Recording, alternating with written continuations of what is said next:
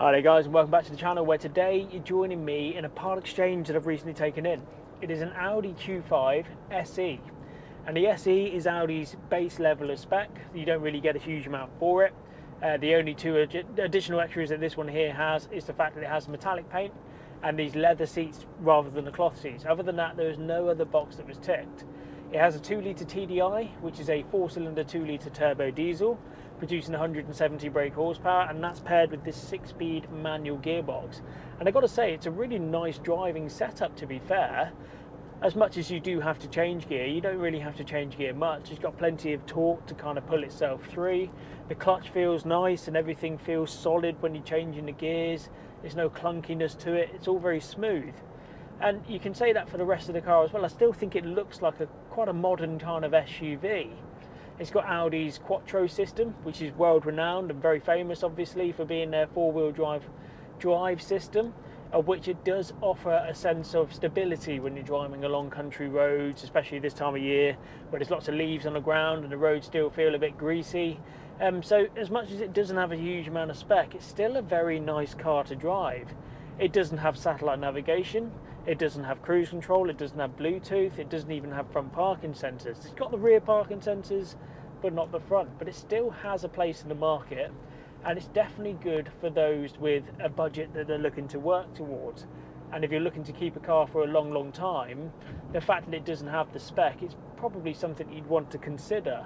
For example, if you're looking for a car that absolutely needs to have the satellite navigation, you can still find the Q5s out there that have it, but you might have to spend a little bit more to get it. And you could also consider of a similar kind of budget for what this car is, a different manufacturer. You could probably get a Kia Sportage or a Nissan Qashqai, and you're probably going to be getting one that's 3 or 4 years younger than what this one here is for the similar kind of miles. This one's only done 84,000 miles, which is nice and low, I can appreciate that. But those other manufacturers that I just mentioned, the Nissan Qashqai and the Kia Sportage and amongst others, probably come with a better specification to standard. They probably have satellite navigation or a rear reversing camera even, certainly cruise control and Bluetooth and things like that. So why would you choose the Audi over one of those? And it does come down to a personal preference.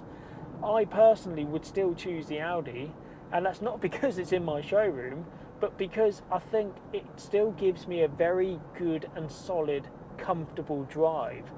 The reliability side of things is still pretty strong amongst the Audis. I'll never say that any car is absolutely bulletproof, but they're pretty damn good as long as they've been well maintained. It all feels very comfortable. I've driven cars that are much newer by other different manufacturers, and they don't feel quite as nice as this one does. It's a nice quiet cabin area. Everything's kind of intuitive as to what you'd want it to do and whereabouts it is. I've still got the colour information screen within the dash, so it still feels quite a modern car, albeit a 2009, which at this stage is 13 years old. It still holds really well. You could almost put a private plate on it if you wanted to, and people would think you're driving a much newer car. But that's what this kind of gives you. It does give you that sense of comfort. Everything feels very solid. Nothing's really worn or anything like that. It's still a really nice place to be. So in terms of a running cost for this Audi Q5, you don't get a bad MPG considering the car gives you a huge amount of practicality and comfort to go with it. I mean, Audi will say that you get 48, 49 miles to the gallon, and I always say in all of my videos, you kind of have to take that with a pinch of salt. I think if you were to achieve the early 40s, 42, something like that, you'd be really quite happy with it, and I think you can on a long motorway run. And in terms of the town driving, it's relatively easy to park. You've got really good visibility. You've got these nice big mirrors bolted to the doors, and all the windows and everything are all quite like that. It all just feels really easy to drive, which is again a good thing to have. The tax is £265 for the year within the UK roads, and that's by no means the cheapest, but there are certainly more expensive SUVs out there. Its bigger brother, the Q7, for example, if you go for that 3-litre V6, that becomes $615, which is quite the step up, obviously. But this one here, I think it's a really good mid-sized SUV, and I think I've probably been a little bit harsh, referenced the specification earlier. You still get this media screen, which is quite nice. It gives you all of your radio list and everything like that. You've still got climate control, air conditioning, which is nice to have. and it does work relatively well in this one, which is always nice. You still get the automatic headlights, albeit they're not xenons, but to have the auto lights is nice. All electric windows. It's, you know, it all depends what you want from a car. As I previously mentioned, I think you wouldn't necessarily be disappointed as long as you know that you're getting a good solid car, and if you're planning to keep it for a long time, get yourself a decent phone mount, because that's what a lot of people do now with the satellite navigation, or you can even get adaptions with the screen within, so you can get Apple CarPlay and things like that. I've never really looked into it, but I do know that they exist.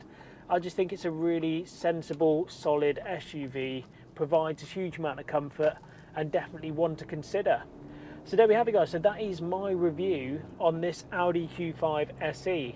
As I mentioned, it's a really comfortable and solid drive.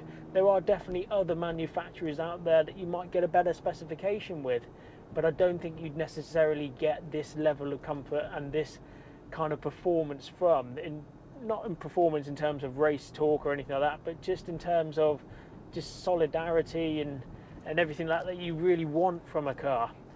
Please do check out the other videos on my channel, and don't forget to like and subscribe to it too. And I hope to see you for the next one. Thank you.